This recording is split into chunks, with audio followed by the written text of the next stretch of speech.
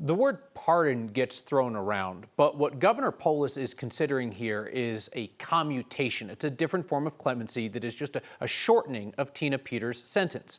Polis gets a ton of requests from prisoners for commutations, and he's done it just 25 times in his 8 years in office.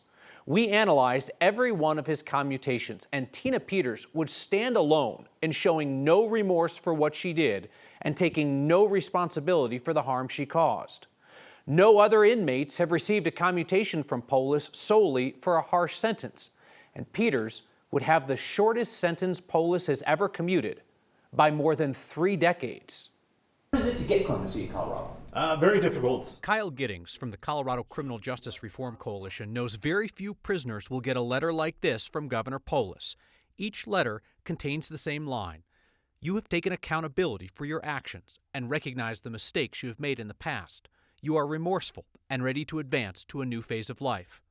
Tina Peters defiantly defends her decision to lead a breach of Colorado's voting systems when she was the Republican clerk in Mesa County. Peters and President Trump are demanding clemency anyway. Do you think there is a message sent to people who are currently incarcerated if Tina Peters gets clemency? Oh boy. Yeah, I think so. There are so many folks who are currently incarcerated that are doing the work to turn their lives around.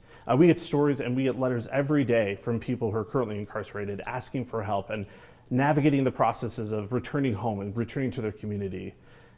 Tina Peters getting clemency and jumping the line in front of all these people, especially the people that are already sitting and just waiting for a signature, sets a precedent that I just can't imagine what the impact would be on people that are currently incarcerated throughout Colorado. Michael Clifton can imagine the impact. I was gone for 24 and a half years. He served decades on a 98-year sentence before receiving clemency from Governor Polis, who praised Clifton's work putting together the Pathway to Freedom program to help inmates prepare to reenter society. I know a lot of people who are, definitely taking accountability and are contributing on the inside and, would die for an opportunity, would really, give anything for just an opportunity to live life again. Our analysis shows the average time served by an inmate receiving a commutation from Governor Polis was 21 years.